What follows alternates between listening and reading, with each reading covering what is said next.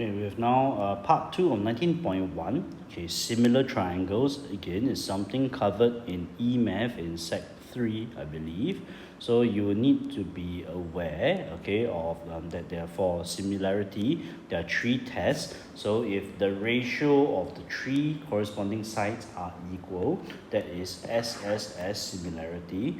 Or if the ratio of 2 corresponding sides, for example, XY over AB is 1.5, YZ over BC, you also get 1.5.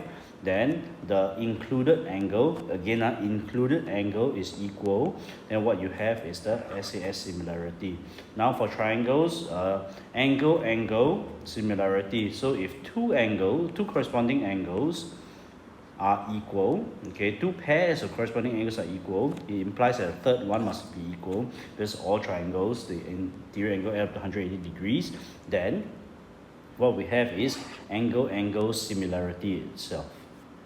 Now in 19C, alright, I know my answers are there already, but let's just think through this. In the diagram, AB and CD are parallel line segments, so I've already drawn for you that they're parallel. I think your book doesn't provide these arrows. A student writes down this statement: APB, okay, is similar to DPC. So justify whether this statement is true. Now, okay, if you notice, this angle A and this angle D are equal. How come? Okay, by alternate angles, these 2 angles are equal. Similarly, okay, angle B and angle C are equal. How come? Again, these 2 lines are parallel. Okay, so this angle and this angle, they are equal by alternate angles, as shown there. Hence, okay, since 2 angles are equal, it implies a third one must be equal. Triangle APB and DPC are hence similar. Now, the student further claims that if AB and CD have the same length, then the triangles APB and DPC are congruent. Do you agree? Yes. Okay, why would they be congruent? Because angle side angle, there's a similarity test there. So by angle side angle congruence test, then yeah, okay, it will actually be what I call congruent triangles. Now, in part B, the diagram shows an isosceles triangle, ABC. Okay, isosceles. Alright, AB goes to AC, then this point is 90 degrees, this angle here is 90 degrees. Okay. So, is there another way to show that this actually satisfies the RHS test? Right angle, hypotenuse, and then a common side AP is equal. So, right angle, hypotenuse, side. So there are a few ways actually we can use other congruence tests to show that they are congruent. So here are some ways. So basically what I'm just trying to tell you is that there may be different ways sometimes try to actually prove the same thing. So for example, sine of angle APB, sine is opposite over hypotenuse. You have AP over AB. Sine of ACP, okay, opposite AP over hypotenuse AC, which we have down here.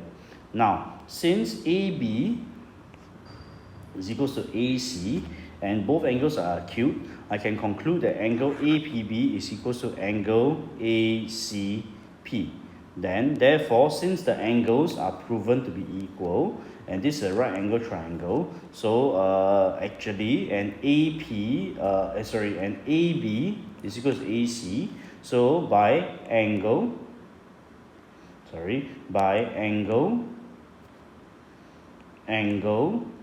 and a side, okay, and the side is AB over AC, we prove that they are congruent. So there are different ways that you can actually use to actually prove congruency.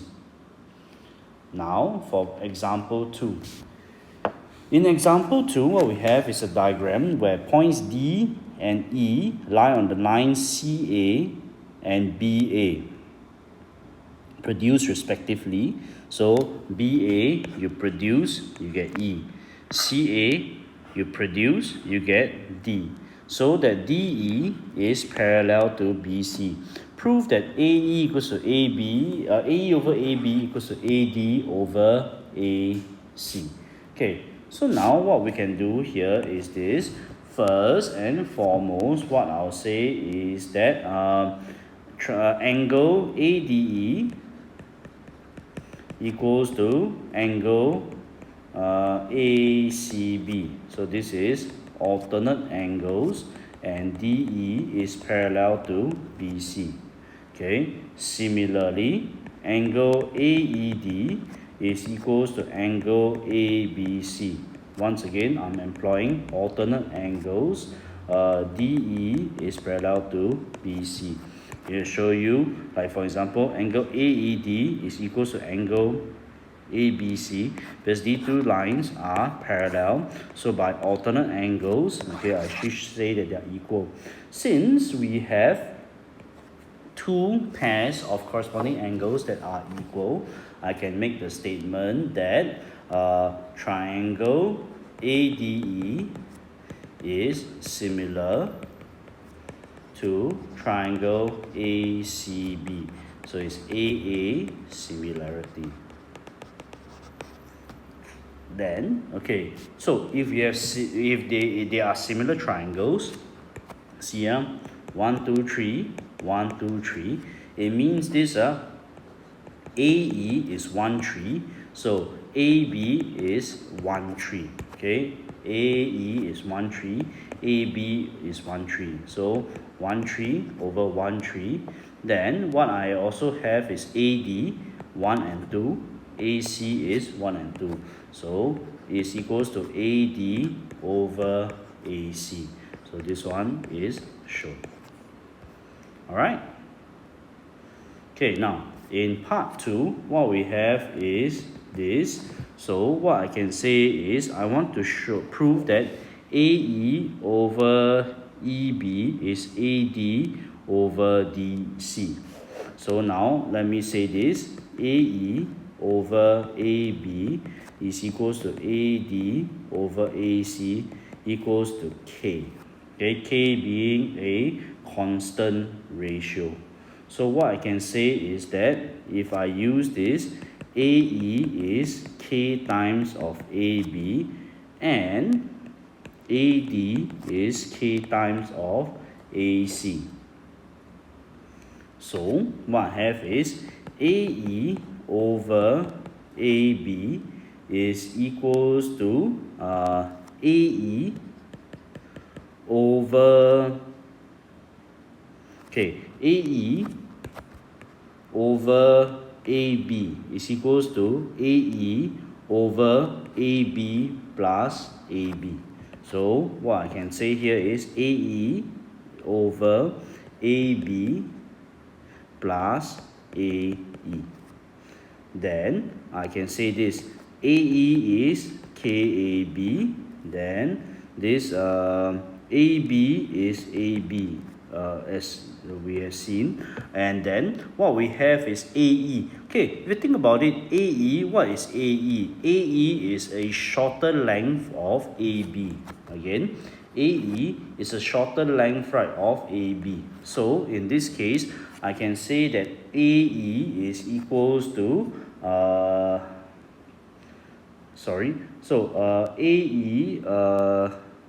AB plus AE. So now what I actually have is AE is K times of AB. Simplifying, what we get is you factorize AB. So what I get is K in my numerator. I get AB, then I have 1 plus K in my denominator. So AE over AB is equals to K over 1 plus K. Similarly, okay, I will do the exact same thing, whereby I will say that AD over DC. So what is AD? So AD is simply just K times of AC. Similarly, okay, wait, slowly. Okay, AD over DC, instead of just going to dive straight into this, AD over DC can actually be rewritten as AD. Okay, what is DC? DC is a sum of AD and AC. So DC is actually AD plus AC, as I've written down here like this. Now, okay, AD. What is AD?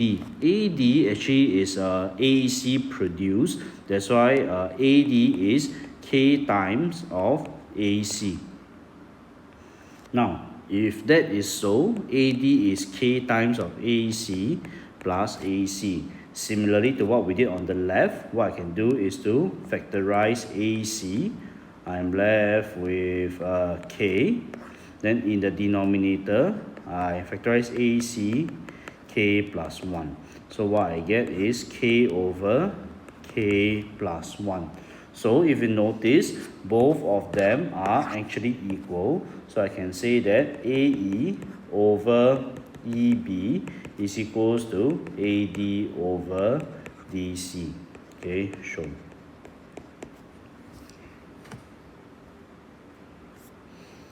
Okay, if you can, please do pause the video and give try 2 a shot. Okay, for try 2 part 1, first what I do is I show that for BAC, this angle, DAE, BAC, this is a common angle. Then I also know that ABC, this angle, is equals to angle ADE, corresponding angles on parallel lines. Hence, okay, the two triangles ABC and ADE are similar. So I wrote down, okay, AB 1 and 2 over AD 1 and 2 is equals to AC 1 and 3 over AE 1 and 3. So the corresponding sides are proportional. Then what I can do here is this. Here is where it gets slightly sticky. Okay, if I've already proven this already, AB. So what is AB? If you notice, AB is actually a sum of AD plus DB, which I have written down here.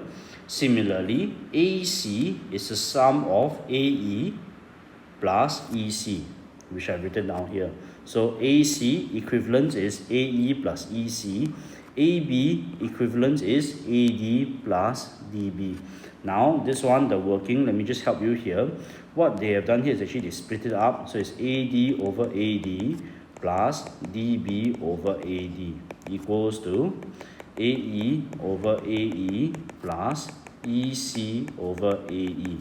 Notice that this will simplify to 1. This will also simplify to 1. Hence, we get this term over here.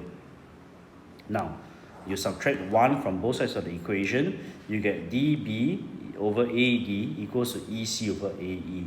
Now, what we do here is to take the reciprocal on both sides of the equation and get this, which is what they wanted us to prove.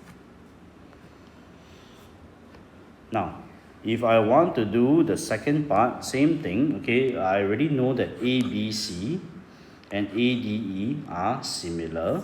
So therefore, if I take AD over AB is equals to AE over AC. So AD over AB is AE over AC, because they are similar triangles. Then now, what is AB? What is AD? AD is actually AB minus DB. Similarly, what is AE? AE is AC minus EC, as shown here. Then we simplify, okay, like AB over AB is 1 minus DB over AB. Similarly, that's how we simplify this other side. Then what you can do is you just add 1 to both sides, multiply them by negative. What you get is this, which is what we wanted to show. And that's it for part 2 of